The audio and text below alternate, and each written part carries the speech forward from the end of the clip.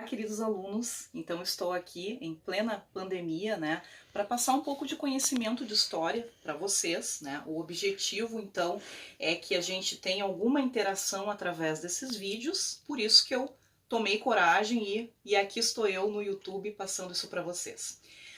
O primeiro assunto que eu escolhi, então, é Roma Antiga, né? Por que eu estou começando por Roma Antiga? Justamente pelo que eu acabei de falar, né? Para atender aos interesses dos meus alunos, que é um conteúdo que nós estaríamos vendo agora em aula. Claro que na sala de aula é bem mais rico, nós faríamos muito mais coisas, né? Mas isso é uma forma da gente, de certa forma, não se afastar tanto e de vocês terem um pouquinho de conhecimento. Tendo dúvidas, pode escrever aqui nos comentários, pode perguntar sem problema. Essa aqui é uma visão geral da Roma Antiga, em que, claro, estudaríamos mais detalhes, mas é para vocês terem aí uma boa ideia. Bom, o que a gente fala da Roma Antiga? Primeiro, a datação, né? Foi uma grande civilização, ela é chamada aqui uma das civilizações da Antiguidade Clássica. A datação que a gente tem é de 753 a.C. até 476 d.C. Então, né, lembrem-se da linha de tempo, antes de Cristo, depois de Cristo, nós temos aqui um grande período dessa história, realmente muito longa e cheia de altos e baixos e formas de governo. Qual é a localização geográfica? Né? A localização geográfica, vocês vão ver depois que ela vai de certa forma mudando, né? Não é só atualmente o que é hoje a Itália, a botinha, né? Nós chamamos de península, né? Uma expressão geográfica, Península Itálica. Qual é a lenda? Como é que começou essa grande civilização? Né? A gente tem aí, como todas as outras, uma lenda de formação. Qual é a lenda de formação? A lenda de formação é dos gêmeos, Rômulo e Remo, que sobreviveram, aliás, graças a uma brava loba que os amamentou. Na verdade, a história, né, através das pesquisas arqueológicas, nós sabemos que nós temos 3 povos que fundaram e que começaram essa civilização. Entre eles, os gregos, né, os famosos e os nossos conhecidos gregos, e aqui vai dizer muito sobre os seus costumes, suas culturas. Afinal, quando uma civilização, quando um povo domina o outro através da força, ele não só subjuga esse povo, como ele incorpora muito da cultura desse povo. Então é uma via de mão dupla.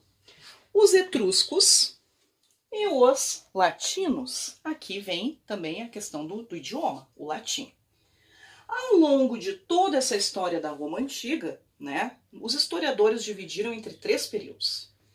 3 períodos ou 3 formas de governo, né, nas quais essas formas de governo nós tivemos ao longo de toda a história até o século XXI. E ainda temos. Dentre as quais a monarquia, que vocês sabem que quem governa na monarquia é um rei. A república, que é chamada em latim, que vem do latim chamada coisa pública, ou seja, tem uma participação de outras pessoas e não só de um líder. E ao final, o império, que é a glorificação, que é a expansão total de Roma. A gente vai falar um pouquinho de cada período, então, para que vocês entendam melhor. Vou apagar o quadro e a gente já fala. Bom, então, pessoal, aqui começamos pela monarquia. Monarquia, como eu já falei para vocês, governada pelo rei. Tivemos em Roma um total de 7 reis, nas quais eles eram extremamente autoritários, mas não governavam sozinhos. Nós tínhamos também o Senado, em que aqui já tem aquela questão das classes sociais que vão surgindo. Aqui a gente tem uma representação muito forte dos chamados patrícios. Quem eram os patrícios? Patrícios eram os caras que tinham terras e logo tinham poder. São as pessoas aqui que querem ter o poder financeiro e político de Roma, e conseguem. E a Assembleia, né, que na verdade tinha participação de tribos da população, só que a Assembleia, na verdade, não alterava, né, não tinha lá grande poder nas decisões do rei. O que começou a acontecer aqui? Né? Conflitos políticos. Os patrícios, eles não estavam aceitando muito esse poder, essa grande autoconfiança dos reis. E com isso, o Senado, esses patrícios, de certa forma, derrubaram o último rei do período monárquico de Roma e instituíram o governo que eles mesmos governariam. Que governo seria o governo que o Senado governa e não somente uma pessoa? A República. Aquilo que eu falei para vocês, que é a chamada coisa pública em latim.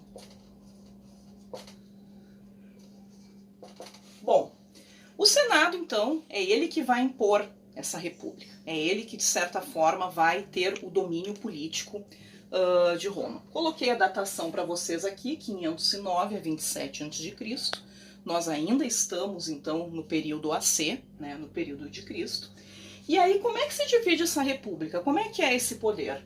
Basicamente dividido entre o Senado, né? Lembre-se sempre de quem tem o poder de terra financeiro, que são os patrícios. A magistratura, o que fazia a magistratura em Roma? A magistratura cuidava da administração, do censo, das finanças, ou seja, tinha um papel importante nesse governo.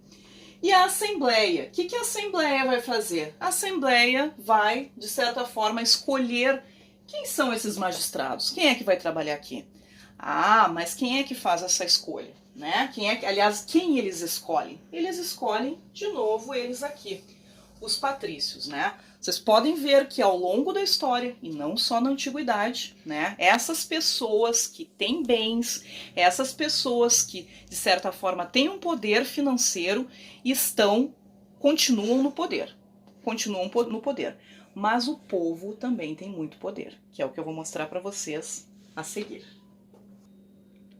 Bom, gente, então aqui a gente já começa a delinear o que era a sociedade romana aí na República, tá? E aqui aquela famosa pirâmide, vocês estão com saudade da pirâmide, né? Que a gente usa aí nas aulas de toda a antiguidade, né? Então a gente tem lá no topo da pirâmide os proprietários de terra, as pessoas que têm o poder aqui, político e financeiro, são os patrícios, tá? Abaixo deles, e não menos importantes, aqui nós temos os plebeus, tá? Qual era importante? Falei bastante dos patrícios, mas qual era a importância, aliás, dos plebeus? A importância é que eles cuidavam especialmente da agricultura, né, do comércio. O que acontece, né, pessoal? Ninguém vive sem comer, sem alimentação, então eles, de certa forma, eles tinham uma grande importância nessa sociedade. Os clientes, que eram mais ou menos como os plebeus, só que a questão aqui é que eles tinham uma dependência direta dos patrícios, trabalhavam diretamente com os patrícios. E no final, varrendo o chão lá da pirâmide, né, nós temos os escravos. Aqui, pessoal, eu tenho que fazer um adendo bem importante, né, porque vocês já estudaram, a gente estuda lá aquela escravidão clássica do Brasil, dos africanos que foram trazidos para cá, né, foram traficados para o Brasil para trabalhar nas lavouras, que não tinham direitos. A escravidão no mundo antigo é diferente, é um outro conceito. O conceito de escravo no mundo antigo significa que esse escravo aqui, ou ele foi escravizado porque ele tinha dívidas, ou ele foi escravizado porque ele foi capturado de guerras.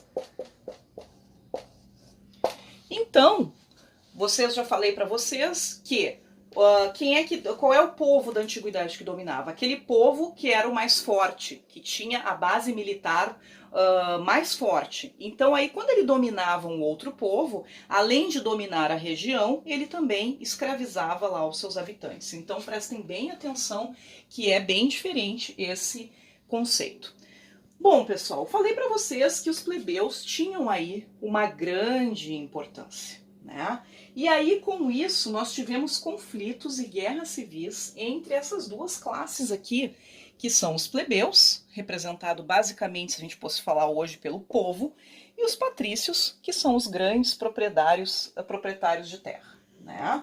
Então, assim, os patrícios tinham os seus direitos. Agora, né? Tinham. Agora, os plebeus, de certa forma, eles não tinham. Então, os patrícios, eles desejavam manter os seus direitos. E os plebeus, eles desejavam ter os seus direitos. O que significava aqui na República desejar ter os seus direitos? Significava aqui, de certa forma, ter voto, participar da magistratura. E eles, de fato, conseguiram, que é o que eu vou colocar para vocês aqui agora.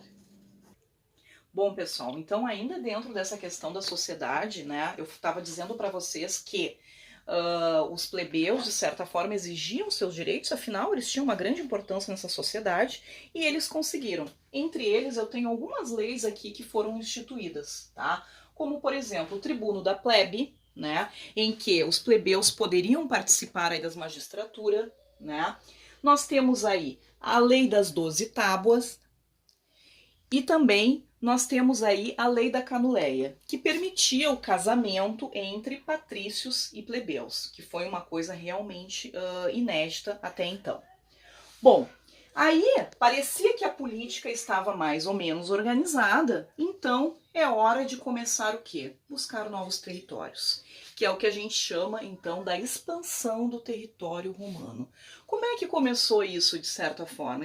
A expansão do território romano teve vários motivos. Roma tinha terras férteis, Roma tinha a segurança, Roma tinha uma organização de um exército. Aqui a gente está vendo o crescimento e o surgimento, né, de uma classe muito importante que vai disputar, inclusive, a importância com os patrícios, que são os famosos, sempre eles, os militares. Né? O marco dessa expansão romana, onde tudo começou, foi ao norte da África, vizinha ali do Mar Mediterrâneo, que é a colônia de Cartago, na qual pertenciam aos fenícios, aqueles grandes navegadores, né, que através de guerras Roma conseguiu vencer, subjugou esse povo e subjugou também essa importante colônia na navegação do Mediterrâneo, que era Cartago. Bom, essas guerras da conquista de Cartago são as famosas guerras púnicas, né, em que, como eu falei para vocês, então os romanos aí venceram. Bom, ainda sobre a sociedade, as revoltas não param por aí, né? Nós temos aí várias guerras civis, né? Revoltas entre os escravos, principalmente pelas formas como eles eram tratados, né? Só que então chega a hora então dessa república se autoafirmar e mostrar: Roma tem o poder, tá? Como é que eles mostram isso? Roma tem o poder. Não é simplesmente impondo, né, grandes, pesados impostos e impondo medidas restritivas à população e a grande parte delas, como é o caso dos escravos, tá? É através do divertimento. Aqui começa um grande legado que deixaram para os nossos políticos da atualidade, que é a famosa política do pão e circo, né? O que era o circo romano? O famoso circo romano. O circo romano, na verdade, ele ocorria dentro de arenas, né? Em que lá eram colocados pessoas, né? Escravos, né? Lutadores, em que eles lutavam entre eles ou com animais, como leões, por exemplo. E aí toda a população à volta, ensandecida, adorava aquilo, vibrava com aquilo. E na entrada, onde é que está o pão nisso? Na entrada era distribuído um saquinho com um pouquinho de trigo para a população. Então, tu ia lá, tinha o teu alimento e tinha o teu divertimento. Com isso, o que as pessoas faziam? As pessoas se acalmavam. Olha só, esse governo não é tão ruim assim. As coisas não estão tão ruins assim. Porque ele está aí proporcionando grandes coisas para nós, né? E aí, com essa sociedade, essa república, a gente tem aqui, posso falar de dois novos integrantes da nossa pirâmide.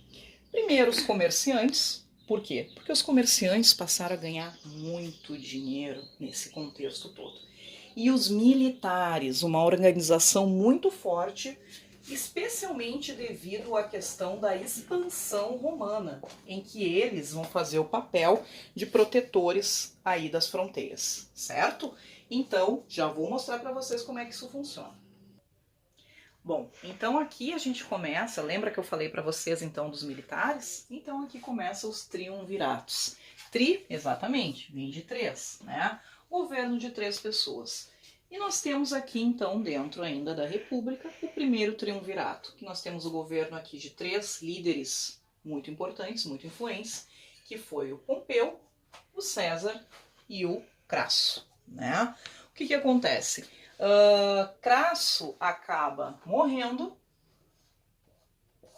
saiu do jogo, e a disputa aqui, afinal, eles estavam disputando, né? Não pensem que esse governo aqui, os três direitinho, bonitinho, governando ali, não, isso não.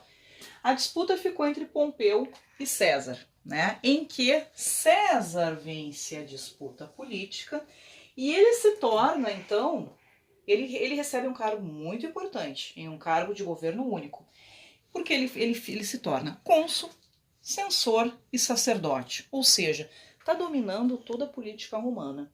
E o Senado, lembram do Senado, de certa forma, se fica enfurecido com isso, não gosta disso, obviamente, então vamos resolver isso. Como é que se resolve? César é assassinado. Assassinado em pleno Senado. Então aí se pensa, bom, o que será agora de Roma? Bom, nós temos então aqui o segundo triunvirato. Segundo triunvirato que, quem é o trio? Otávio, Marco Antônio e Lépido. Lépido já coloquei aqui para vocês, ele é afastado do governo, e aí fica uma peleja lá entre Otávio versus Marco Antônio. Sendo que o Otávio ficou cuidando mais da questão do Ocidente e o Marco Antônio do Oriente, até porque ele se envolveu e fez acordos políticos com uma certa rainha muito famosa do Egito, chamada Cleópatra, na qual tinha grande predileção por líderes militares romanos, né? Até que alguém tem que assumir essa bagunça. Quem é que toma o poder depois que romanticamente Marco Antônio e Cleópatra se suicidam? Otávio. 38 AC, nós temos aqui então Otávio, que ele assume como César. O que quer dizer César? Imperador. Mais do que César, Augusto, ou seja, escolhido pelos deuses. Não esqueçam, lembram lá no início do vídeo que eu disse para vocês que cada vez que se domina uma cultura, também se absorve toda essa cultura cada vez que se domina uma civilização. Então, lembram dos gregos, politeístas, panteão todo dos deuses? Então, os romanos também eram politeístas. Mas percebam que logo mais estão chegando outras pessoas dizendo que não, esse negócio de vários deuses não existe. Existe só um Deus aí. Que aí são os cristãos, que serão massacrados, que foram massacrados pelos romanos, porque esse papinho de só um Deus fere com a cultura politeísta dos romanos. Então aqui a gente tem uma nova fase, e a fase mais expansionista, em que o Roma era apelidado como o império do tamanho do mundo, que eu vou falar a seguir para vocês.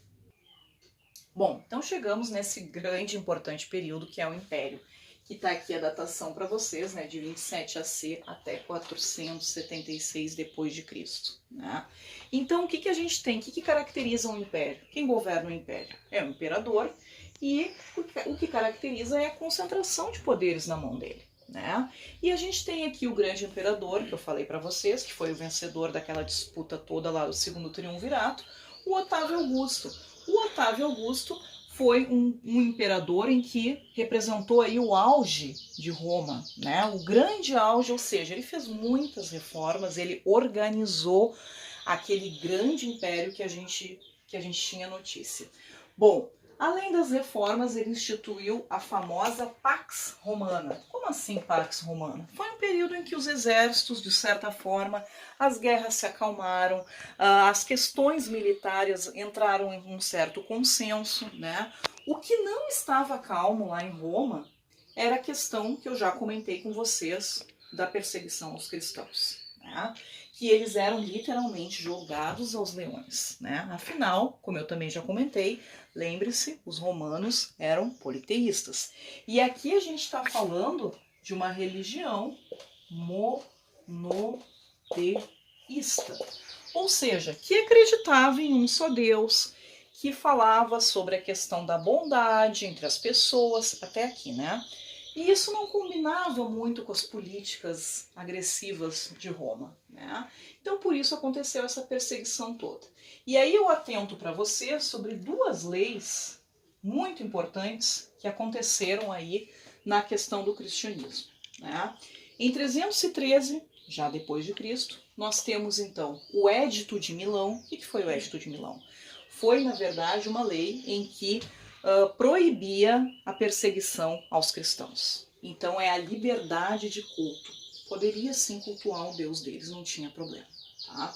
E 380, que aí foi a definitiva, nós temos o Édito de Tessalônica. O que é o Édito de Tessalônica, promulgado aí pelo imperador Teodósio? Esse Édito de Tessalônica, ele fala em que a religião, o cristianismo seria a religião oficial do Império Romano. Então vejam vocês, de perseguidos passaram aí para a religião oficial. Isso tudo aqui que eu estou falando para vocês, especialmente aqui, como eu falei no início, o governo do Otávio Augusto, isso aqui é chamado de Alto Império. Alto Império, ou seja, quando o Império Romano estava no auge. Só que é claro que isso não durou para sempre. E é isso que eu vou falar para vocês agora. Bom, gente, então assim, ó, depois lá do grande governo, né, do Otávio Augusto, os imperadores, Roma ainda teve vários imperadores, mas, né, Calígula, Cláudio, Nero, olha, gente, se vocês acham que a questão de corrupção e sacanagem na política é uma coisa da atualidade, deem uma olhada lá nos governos de cada imperador que vocês vão se fascinar, vocês vão ter surpresa, vocês vão ver que realmente, como dizem alguns, às vezes a história se repete, né? Ou pior. Bom, então, o que a gente tem aqui? A gente tem já uma decadência, né? Afinal, esses imperadores seguintes colocaram o grande Império Romano em decadência, tá? Quais são os principais fatores dessa decadência? Desse período chamado, então, aqui de Baixo Império. Quando o Império está em baixa, por isso que é Baixo Império. Primeiro, dificuldade na administração. Afinal, era uma região que se estendia, né, toda a Europa, Ásia, norte da África. Era uma região muito extensa. Como cuidar dessas fronteiras? Como ter pessoas que realmente fossem fiéis a isso? E aí, aos poucos, esses militares começaram a ser mal pagos, começaram a, de certa forma, não ser tão valorizados quanto era no auge do Império, e essas fronteiras começaram a ficar vazias. Isso foi um grande problema. Crise do escravismo. Não se tinha mais tanta conquista, nós não estamos mais no auge das conquistas romanas. Se nós não estamos mais no auge, de onde sairão os escravos? De onde sairão essa mão de obra tão importante para esse grande império? Corrupção, inflação, desvio de dinheiro, de novo, isso não é uma novidade da atualidade. Isso é algo que foi muito presente e contribuiu muito para a queda de grandes governos da história. E talvez um dos fatores que seriam mais importantes eram as invasões bárbaras. Às vezes as pessoas acham, e existe em alguns livros didáticos, assim, parece que foi de uma hora para outra. Simplesmente chegaram, invadiram. Não foi bem assim. Os bárbaros, eles chegaram aos poucos. Foram vindo, primeiro pacificamente, alguns violentamente, chegaram em Roma, cometendo saques, estupros e tudo mais, mas foi um processo, como a maioria das coisas da história, foi um grande processo. Mas o que era o bárbaro? O bárbaro era aquele que não era romano, era o estrangeiro, não era aceito na sociedade. Mais especificamente, aquele que não falava a língua de Roma, que era o latim. Com isso, a gente tem aqui uma divisão importante do Império, entre Ocidente e Oriente. Capital do Império Romano do Ocidente, Roma. capital do Império Romano do Oriente, Constantinopla, hoje chamada a cidade de Istambul. Bom, gente, como é que acabou esse império? Essas aqui são as grandes causas. O Império Romano do Ocidente teve fim no ano de 476, ou seja, no século V da nossa era, e Constantinopla ainda perdurou até o século XV, lá em 1453, certo? E aqui começa então uma nova fase, dita pelos historiadores, com a queda dessa importante civilização aqui, mas que nos deixou legados muito ricos, como a sua língua, como as suas leis. Quem for estudar direito, no primeiro semestre do direito tem lá o direito romano, né? Alguns dos seus costumes e cultura, entre outros que eu poderia enumerar aqui para vocês, certo? Então, pessoal, esse é o vídeo. Eu tentei passar para vocês um pouco aí dessa grande civilização. Se vocês gostaram, pode dar um like aí, pode fazer comentário também. Eu agradeço imensamente a minha produtora de vídeo aqui, essa criança maravilhosa chamada Sofia, por acaso minha filha, né? Então, pessoal, até a próxima. Beijo para vocês.